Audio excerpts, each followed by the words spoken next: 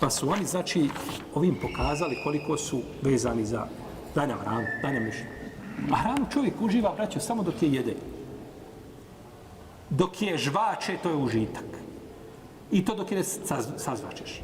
Dok se hrana sažvače, gotovo. Ja je moraš progutati, ja izbaciti. Da čovjek uzme najukusniju hranu, najviše koju voli. I koju sebi rijetko može priuštiti, i stavio usta i sažvače i kaže, sad ću ovako hodati ulicom da se naslađivam tome u ustima. Ne može. Ja ćeš do prve kante, ja ćeš progutati. Trećeg izbora nemaš. Pa je samo uživanje dok žvačeš hranu. A kada progutaš, kada dođe u stomak, nikakve razlike nema između sendviča od jedne marke i od najbolje teletine. Isto. To je užitak u hrani. I pogledajte koliko ljudi sebi za taj užitak, znači, ovaj život im se vrti oko njihovih prohtjeva i oko hrane.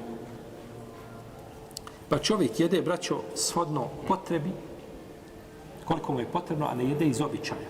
Onaj ko jede iz običaja, on stalno mora žvakati. Uvijek na stolu mora biti nešto. Kad on prođe, zagrabi. Uzme. Uvijek u džepu nešto ima.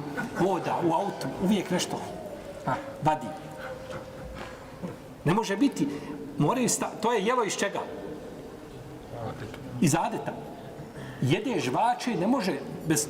Ne, čovjek jede po potrebi. Pojedeš, popiješ ono što treba i završiš.